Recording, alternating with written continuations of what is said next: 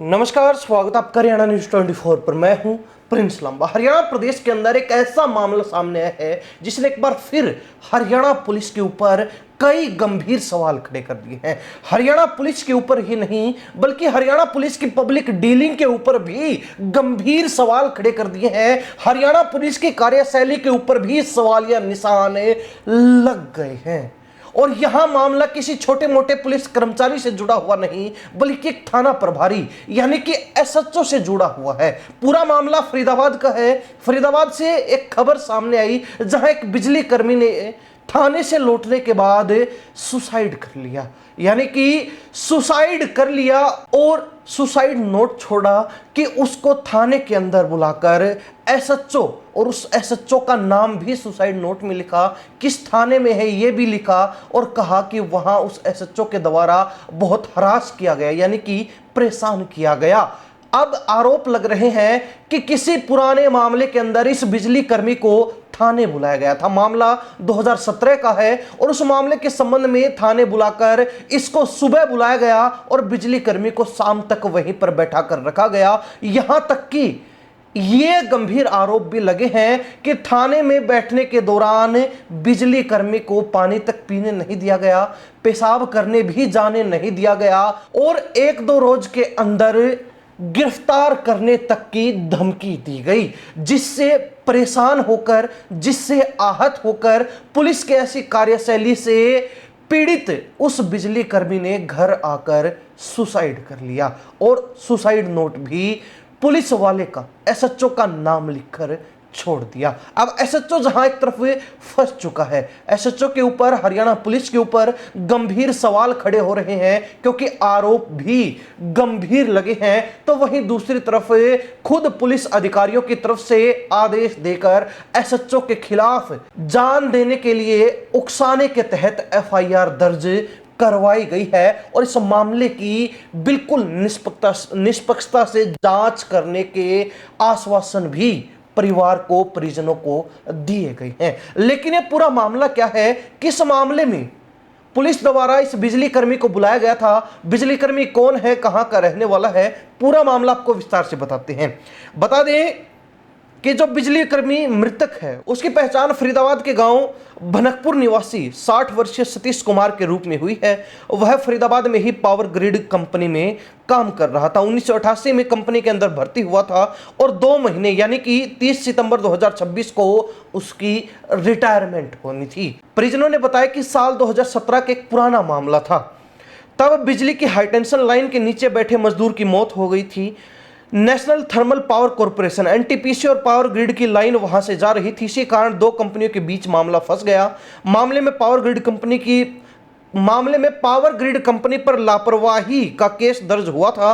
Company की ओर से court व थाने से जुड़े कानूनी काम सतीश कुमार की ही देख रेख में थे, वही इन मामलों को देख रहे थे। परिजनों के मुताबिक पिछले कुछ दिनों से सतीश कुमार को इसी पुराने मामले में लगातार नोटिस भेजकर खेड़ी पुल थाने बुलाया जा रहा था। शनिवार को भी उन्हें सुबह करीब 10 बजे बुलाया गया और शाम करीब 6 बजे थाने में बैठाए रखा गया। बेटे विवेक का आरोप है कि इस दौरान यानी कि जब तक उसके पिता थाने में रहे उस दौरान उनके साथ मानसिक रूप से प्रताड़ना की गई, पानी तक नहीं पीने दिया गया, बाथरूम तक नहीं जाने दिया गया, उससे रोका गया और लगातार पूछताछ के दौरान गिरफ्तार करने की भी धमकी दी गई।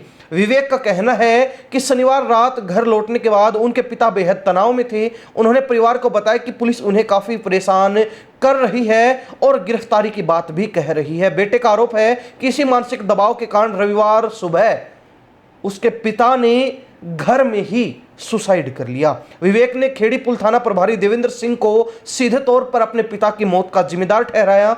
उसका यह भी दावा है कि जिस मामले में दूसरा पक्ष मुआवजे के लिए तैयार था उसमें भी उनके पिता को बार बार थाने में बुलाया जा रहा था। हालांकि परिजनों की ओर से तो एसएचओ के ऊपर, पुलिस अफसर के ऊपर आरोप लगे ही, लेकिन मृतक जो है उसने अपना सुसाइड नोट भी छोड़ा जिसमें उसने लिखा कि मैं सतीश कुमार, मेरी मौत की जिम्मेदारी पूरी एसएचओ खेड़ी पुल देवेंद्र सिंह की, उसने मुझे बहुत हरास किया है और नीचे हस्ताक्षर किए हैं सतीश कुमार, जिसका एक फोटो भी भास्कर रिपोर्ट में साफ साफ दिखाया गया है। अब यहीं से सवाल खड़े हो रहे हैं और सवाल खड़े होने लाजमी भी हैं। वैसे तो हरियाणा पुलिस अपनी छवि को लेकर, अपनी पब्लिक डीलिंग को लेकर, आम लोगों के प्रति अपने व्यवहार, अपने रवैये को लेकर बदनाम है ही, लेकिन इस मामले के बाहर आने के बाद और पुलिस के ऊपर जो गंभीर आरोप लगे हैं उसके बाद ये बात और भी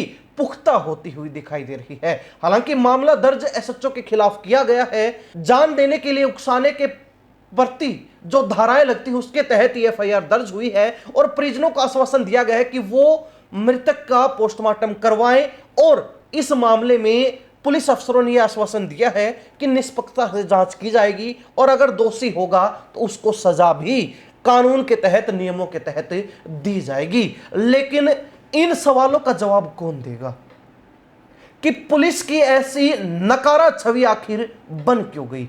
पुलिस वालों का व्यवहार इतना गंदा, इतना भद्दा, इतना अनप्रोफेशनल कैसे हो गया?